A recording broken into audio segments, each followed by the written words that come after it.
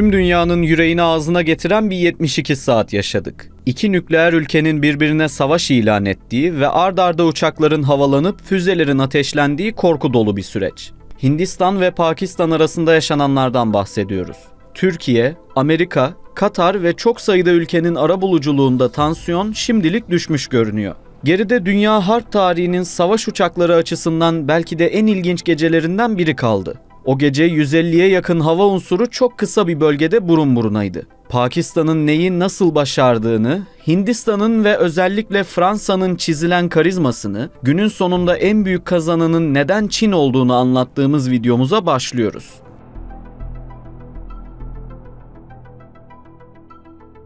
Pakistan ve Hindistan arasında uzun süredir devam eden kriz geçtiğimiz günlerde ilk kez geniş çaplı bir sıcak savaşa dönüştü. Hindistan'ın Indus Anlaşması'ndan çekilmesi, Pakistan'ı da yakından ilgilendiren nehirlerde su oranını değiştirmeye çalışması ve çok farklı etmenlerin bir araya gelmesiyle savaş artık kaçınılmazdı. İki ülkenin de nükleer silaha sahip olması başlı başına bir sorun olmakla birlikte olası bir sıcak çatışmada nasıl bir tablo ortaya çıkacağı da net değildi. Sonuçta Hindistan kağıt üzerinde dünyanın en büyük ordularından biriydi. Pakistan ise çok daha mütevazi bir askeri güce sahip olsa da onlar da nitelik açısından öne çıkıyordu. Kafalardaki soru işaretlerinin büyük çoğunluğuna cevap bulacağımız olaylar 6-7 Mayıs gecesi yaşandı. Hindistan ani bir kararla Pakistan'a hava unsurlarıyla saldırmıştı. Ajanslara düşen son dakika haberlerinde üstlerinden ard arda havalanan Hint uçaklarının belirlenen hedeflere doğru yöneldiği vurgulanıyordu. Ancak çok geçmeden bölgeden gelen haberler bir anda farklılaşmaya başladı. Evet, saldırıyı başlatan Hindistan'dı. Ancak Pakistan bunu püskürtmekle kalmamış, aynı zamanda karşı tarafa çok ciddi hasar vermeyi başarmıştı. O geceye geleceğiz ama anlattıklarımızın zihinlerde daha iyi oturması adına önce iki ülkenin askeri kapasitesinden kısaca bahsedelim istiyoruz. İki ülkenin kıyaslanması için oluşturulan güncel tablolarda sayıların Hindistan'dan yana olduğunu görüyoruz. Ama biz sadece sayılardan bahsetmek istemiyoruz. Çünkü bizi doğru bir noktaya götürmüyor. Sayıları da anlatalım ama biraz da şeytan ayrıntıda gizlidir sözünden yola çıkıp arka planda kalan kritik detayları aktaralım niyetindeyiz. Her şeyden önce şunu net bir şekilde ifade etmek şart. Hindistan hem ekonomisiyle hem de nüfusuyla Asya'nın yükselen gücü. Silahlı kuvvetleri için 2025 yılında yaklaşık 83 milyar dolarlık dev bir bütçe ayırdılar. Rakam böylesine yüksek olunca bu paraya çok gelişmiş platformlar almışlardır diye düşünebilirsiniz. Ama sahadaki gerçeklik buna izin vermiyor. Çünkü Hindistan Silahlı Kuvvetleri'nin aktif personel sayısı 1,5 milyona yaklaşıyor. Hindistanlı gençler askerliği bir meslek olarak seçebiliyor. Bütçenin %75'i gibi çok ciddi bir oranı personel giderlerine ve emeklilik işlemlerine ayrılıyor. Personel giderlerinin bu denli yüksek olması haliyle modernizasyona ayrılan bütçeyi de ciddi anlamda sınırlıyor. Bütçede aslan payını %56 ile kara kuvvetleri alıyor. Yine de özellikle son yıllarda hava ve deniz kuvvetlerine ayrılan miktar düzenli olarak artıyor. Bu iki kuvvete alınan yeni askeri sistemler Hint ordusunu daha üst bir noktaya taşısa da tüm bu gelişmeler karacı kabul edilmelerini değiştirmiyor. Pakistan'ın ordu yapısını incelediğimizde aslında dikkate değer bir tablo bizi bekliyor. Her şeyden önce Hindistan oranla çok düşük bir askeri harcama bütçeleri olduğunu ifade edelim. Bu yıl askeri harcamalara yaklaşık 7,5 milyar dolar gibi bir para ayıracaklar. Ülkede silahlı kuvvetlerin mevcudu 660 bin dolaylarında. Burada da bütçenin önemli bir kısmı personel giderlerinde eriyor. %56 olarak değerlendirilen personel harcamalarından geri kalan bütçe kuvvetler arasında dengeli bir şekilde dağıtılmaya çalışılıyor. Pakistan'ın eldeki paranın büyük bir kısmını hava kuvvetlerine ve özel birliklere ayırdığı da sır değil. İki ülkeyi kıyasladığımızda Hindistan'ın daha farklı bir yol izlediğini görüyoruz. Sayısal üstünlüğe odaklanmayı tercih eden bir yapıları var. Pakistan ise daha küçük ancak daha profesyonel bir teşkilat yapısı tercih ediyor. Daha net bir ifadeyle Hindistan nicelik, Pakistan nitelik yolundan gitmiş. Bu noktada Hindistan'ın uzun yıllar stratejik otonomi kavramına bel bağladığını söylemek mümkün. Temel olarak tek bir merkeze bağlı kalmadan ellerini çok farklı kaynaklardan beslemeyi tercih etmişler. Doğal olarak da envanterde çok farklı ülkelerden alınmış birbirinden farklı sistemler mevcut. İlk dönemlerde Sovyetler Birliği üzerinden yoğunlaşan dış alımlar bir süre sonra Rusya'ya kaymış. Ancak yıllar içinde Amerika ve İsrail'den satın alınan platformlar da gözle görünür olmuş. Pakistan ise yola Amerika ile çıkanlardan. İhtiyaç duydukları platformları Amerika'dan almışlar. Ancak Washington yönetimi gizlice nükleer silah geliştiriyorsunuz. Bu nedenle size ambargo uygulayacağız deyince dümeni Çin'e kırmışlar. Geldiğimiz noktada Çin, Pakistan'ın birinci tedarikçisi konumuna yükselmekle kalmamış, Pakistan ve Çin'in pek çok askeri projede ortak çalıştığı bir süreçte kendini göstermiş. Pakistan'la Hindistan'ın geçtiğimiz günlerde yaşadığı süreçte başrol oyuncuları hava kuvvetleriydi. Bu nedenle iki ülkenin hava kuvvetleri için ayrı bir parantez açalım istiyoruz. Hindistan Hava Kuvvetleri'nin muharip filolarının bel kemiğini Su-30 MKI uçakları oluşturuyor. Su-30 uçakları Su-27 uçaklarının yerini almak üzere 1990'lı yıllarda geliştirildi. Hindistan, Su-30 uçağının ilk müşterilerinden biri oldu. Su-30 MKI modeli Hindistan için özel olarak tasarlandı. Hindistan'ın isteği üzerine bazı sistemleri Fransız ve İsrail üretimi sistemlerle değiştirildi. Bu sayede söz konusu uçaklar, İsrail'in ve Hindistan'ın ürettiği mühimmatları ateşleme kabiliyetine sahip oldu. Hindistan Hava Kuvvetleri'nin envanterinde 260 adedin üzerinde Su-30 MKI görev yapıyor. Hint envanterindeki hava platformlarında ikinci sıra Fransa ve İngiltere'nin birlikte geliştirdiği Sepekat Jaguar taarruz uçaklarının. Bu platformlardan envanterde 113 adet bulunduğu konuşuluyor. Fransa, İngiltere ve Ürdün bir hayli eskiyen Jaguar uçaklarını emekli etti. Son yıllarda sıkça kaza kırıma karışan bu uçaklar için Hindistan bir türlü emeklilik kararı alamadı. Çünkü Sepakat Jaguar uçakları nükleer bomba taşıyabiliyor. Hindistan için bir diğer önemli savaş uçağı da MiG-29 serisi. 2000'lerde modernize edilen uçaklardan envanterde 59 adet bulunuyor. MiG demişken, emektar MiG-21 uçaklarından bahsetmemek olmaz. Hindistan'ın bir türlü emekli edemediği diğer seri de MiG-21.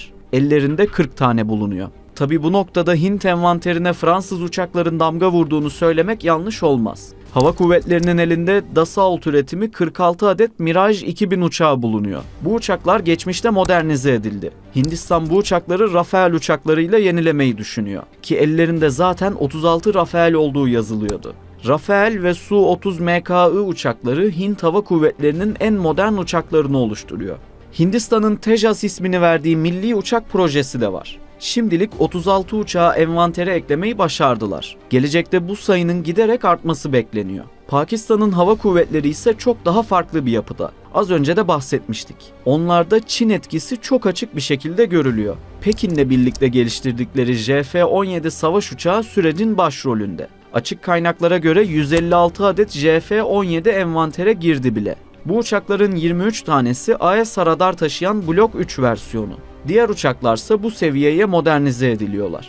Pakistan'ın sayısal anlamda Hindistan'a göre bir hayli geride olduğunu aktarmıştık. Ellerinde Mirage 3 ve 5 serisi uçaklardan toplam 135 tane bulunuyor. Bir kısmı modernize edildi. Ancak geri kalanların JF-17 ile değiştirilmesi bekleniyor. Pakistan'da Hindistan gibi MiG-21 uçaklarını kullanıyor. MiG-21'in bir de Çinli klonu olarak bilinen Chengdu F-7 modeli var. Envanterde bunlardan 53 adet görünüyor. Ancak yakın zamanda JF-17 ile değiştirileceği konuşuluyor. Amerikan ambargosuna kadar Pakistan'ın aslında oradan da uçak alabildiğini anlatmıştık.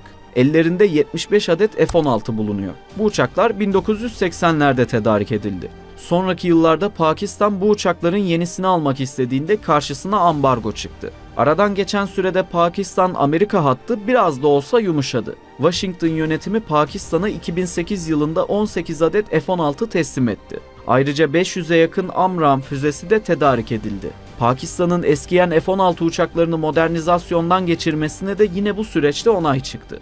Gelişmelerin ardından bu uçaklar F-16C Blok 50 seviyesine çıkartıldı. Pakistan yeni uçaklarını teslim almıştı almasına ama her şey toz pembe değildi. Amerika'dan gelen F-16'lar üzerinde kısıtlamalar vardı. Pakistan bu uçakları Hindistan'a karşı kullanamazdı. F-16 savaş uçaklarıyla Çin yapımı savaş uçakları aynı üslerde görev yapamayacaklardı. AMRAAM füzelerinin kullanımı da Amerika'nın denetimine tabiydi. Bu noktada AMRAAM füzeleri hakkında kısa bir parantez açalım. Pakistan uzun yıllar AMRAAM füzelerine kavuşamadı. Ellerinde eski Sparrow füzeleri vardı. Onlar da yarı aktif radar güdümlüydü. Füze ateşlendikten sonra hedefe ulaşana kadar düşman uçağa atılan radar kilidini korumak gerekiyordu. Sert manevralar yaparak radar kilidini kırmak mümkündü. Kaldı ki radar kilidini kırmanın tek yolu sert manevralar değildi. Elektronik karşı tedbirlerle de Sparrow füzesinden kurtulmak mümkündü. Günün sonunda amramlar gelmişti gelmesine. Ama denetim tamamen Amerika'da olacaktı. Pakistan'ın hava kuvvetleri envanterine devam edelim. Ellerinde en yeni uçaklardan birisi de Çin yapımı J-10C. Bu uçaklar ihraç modeli olduğu için J-10CE olarak da biliniyorlar. Pakistan bu uçaklardan 36 adet sipariş verdi. Bu alım aslında Hindistan'a bir cevaptı. Onlar Fransa'dan Rafale sipariş etti. Pakistan da Çin'den 20 adet J-10CE teslim aldı. Rafale ve J-10CE aslında gündemin de en önemli konusu. Bildiğiniz üzere Pakistan'ın Hindistan'a ait bir Rafale'i vurarak düşürdüğü iddia edilmişti. Hint tarafı bunun dezenformasyon olduğunu öne sürse de bölgeden gelen enkaz fotoğrafları Pakistan tarafını haklı çıkardı. Pakistan'ın Çin yapımı uçaklarla Fransız uçağını vurduğu netleşti. Böylece Fransa'nın Rafale savaş uçağı ilk kez havada vurularak düşürüldü. Aslında Rafale'de Çinli rakibi de karıştırılması ve tespit edilmesi daha güç olan AESA radarlara sahip. Fransızların 3 metrekare çapındaki bir hedefi 200 kilometreden görebildiği iddia ediliyor. Ancak bazı analistler bu rakamın abartı olduğu görüşünde. Çinli J-10CE savaş uçağında daha farklı türde bir AESA radar var. Onlar da radar menzilinin 180 ila 200 kilometre arasında olduğunu öne sürüyor. Rafale radarı 40 hedefi takip edebiliyor. Takip ettiği hedeflerden 8'ine füze gönderebiliyor. Çinli rakibinde ise radarın 15-20 arasında hedefi takip ettiği, bunlardan 4 ya da 6'sına angaje olabildiği konuşuluyor. Fransız Rafale 14 silah istasyonunda 9 tondan fazla silah taşıyabiliyor. Çinli J-10CE ise 11 silah istasyonunda 6 ton mühimmat yüklenebiliyor. Sadece uçaklar değil elbette. Füzeler de öne çıkıyor.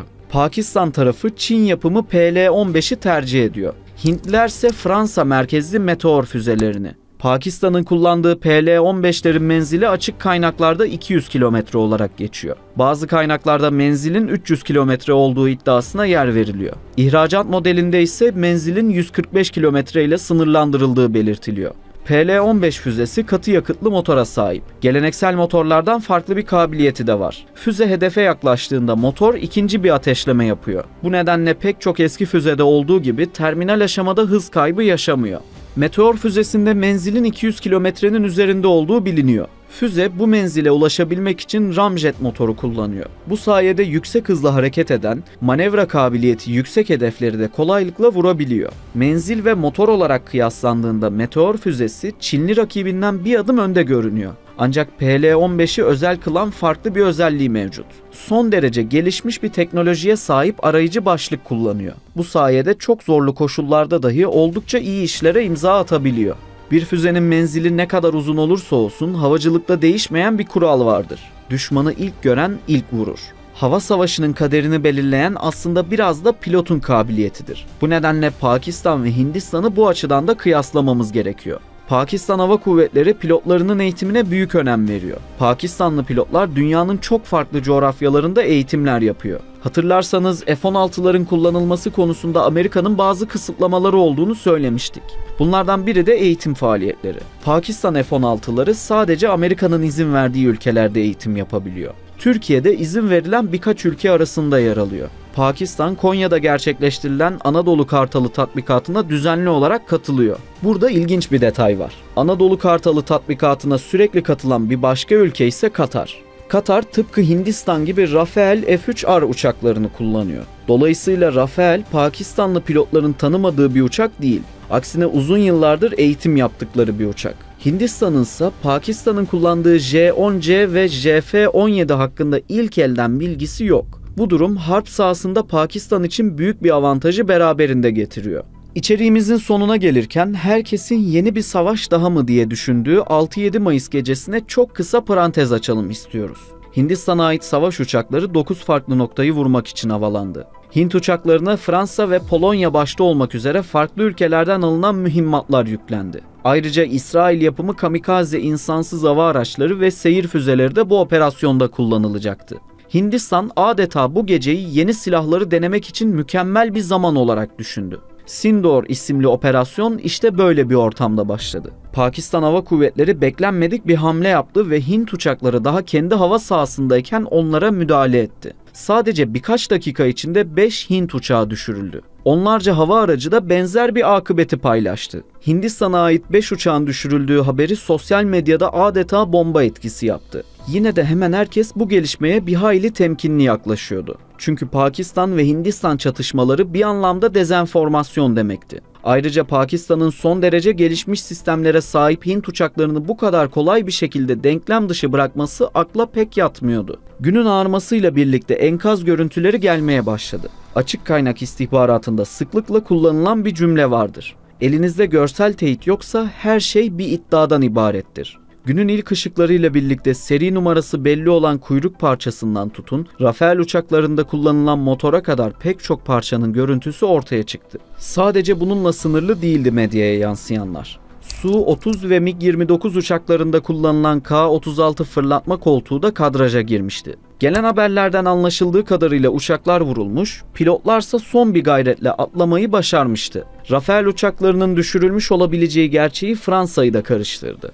Rafael, üzerinde son derece gelişmiş bir elektronik harp suiti olan Spectra'yı taşıyordu. Uluslararası medyaya konuşan bir Fransız istihbarat yetkilisi, Pakistan'ın 2 ya da 3 adet Fransız uçağı düşürdüğü bilgisini paylaştı. Bu uçaklardan en az birisi Rafael, diğeri ise Mirage 2000'di. Ruslarsa ürettikleri uçakların düşürülüp düşürülmediği konusunda şimdiye kadar herhangi bir yorum yapmadı. Herkesin aklında tek bir soru belirdi. Pakistan, Hint uçaklarını nasıl düşürdü? İlk gün bilgimizin hayli sınırlı olduğu bu olay hakkında Pakistan Hava Kuvvetleri'nden Tümgeneral Aurangzeb Ahmet detaylı bir briefing verdi. Başlangıçta görevimiz caydırmaktı dedi Tümgeneral. Hindistan Hava Kuvvetleri'nin saldırı paketinin toplam 60 uçaktan oluştuğu bilgisini paylaştı. Hatta Hintlilerin şaşırtmacı için aralıklarla uçak kaldırmaya devam ettiğini sözlerine ekledi. Öyle bir an geldi ki sınırın Hindistan tarafında bir an gökyüzünde 70 savaş uçağı belirdi. Biz ise yanıt olarak 42 uçak kaldırdık diye devam etti Pakistanlı Tümgeneral. Ama bunların hepsinde yüksek teknoloji sistemleri olduğunu da ekledi.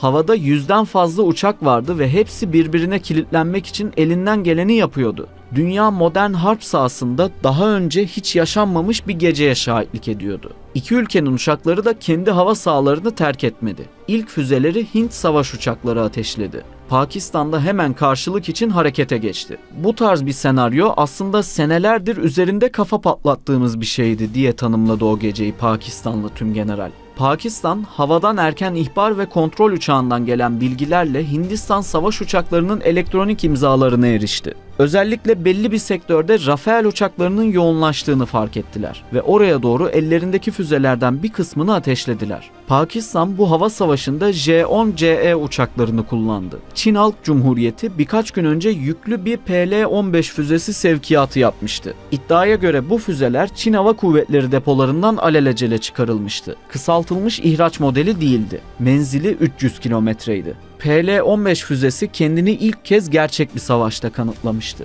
Herkes 40 milyon dolarlık J-10CE uçağının 300 milyon dolarlık Rafael uçaklarının nasıl alaşağı ettiğini konuşuyordu. Çin'in ürettiği silahlar batılı rakiplerini yenmişti. İçeriğimizde J-10C ve PL-15 füzesinden haylice bahsettik. Ama bu başarının tek mimarı sadece bu iki silah sistemi değil. Pakistan Hava Kuvvetleri havadan erken ihbar ve kontrol uçakları olan Saab Erieye platformlarının da bu tarihi başarıda katkısı büyük. Pakistan, Link 17 ismini verdiği bir ağ merkezli haberleşme sistemine sahip. Bu sistem onlara ilk gören olma konusunda büyük avantaj sağlıyor. Ki bu uçaklar ayrı bir bölümde anlatılmayı hak ettikleri için şimdilik kısaca geçiyoruz. Pakistan ve Hindistan kısa da sürse bir savaşa girdi. Şimdilik sular durulmuş görünüyor. Ancak Hindistan tek bir gecede saldırı paketindeki uçakların %10'unu kaybetti. Psikolojik üstünlüğü de Pakistan'a kaptırdılar. Pakistan böylece kolay lokma olmayacağını da dünyaya ilan etti. Ama bir adım geriye çıkıp fotoğrafın bütününe bakınca sanki tüm bu karmaşanın en büyük kazananı Çin oldu gibi.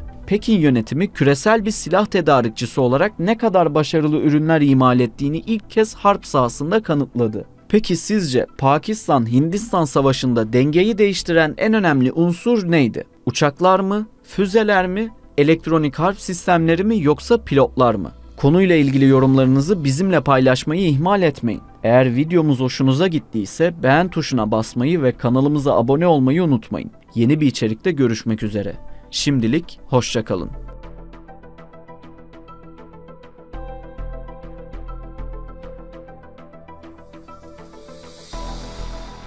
Ancak çok geçmeden bölgeden gelen haberler bir anda farklılaşmaya başladı. Evet, saldırıyı başlatan Hindistan'dı. Ancak Pakistan bunu püskürtmekle kalmamış, aynı zamanda karşı tarafa çok ciddi hasar vermeyi başarmıştı.